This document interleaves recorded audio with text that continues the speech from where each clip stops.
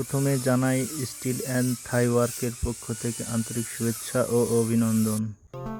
এই রেলিংটি খুব কম খরচে করা হয়েছে, তো কেমন হয়েছে তা অবশ্যই জানাবেন। এটি করেছি কয়লাখনি পাতি গ্রামে। তো আসলে আমি প্রথমে ভিডিওটা করে দেখাতে পারি না কেন কাজের, আসলে আমি নিজে কাজ করি এবং নিজে ভিডিও করি, এই জন্যই আমি পুরো কাজটা দেখাতে পারি না আপনাদের। চাইলেও আপনারা এরকম কম খরচে রেলিং বানাতে পারেন। খুব সুন্দর এটি কম খরচে। তো আমি কাজের ফিনিশিং এবং কোয়ালিটি দুটোই ভালো করার চেষ্টা করি। মেন কথা হচ্ছে এগুলো কাজের কোয়ালিটি এবং ফিনিশিং।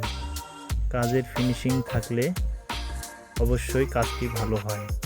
আপনারা যদি এরকম রেলিং বানাইতে চান অবশ্যই সুদক্ষ কারিগর দিয়ে তৈরি করবেন, তাহলে আপনার কাজের কোয়ালিটি এবং ফিনিশিং ভালো হবে।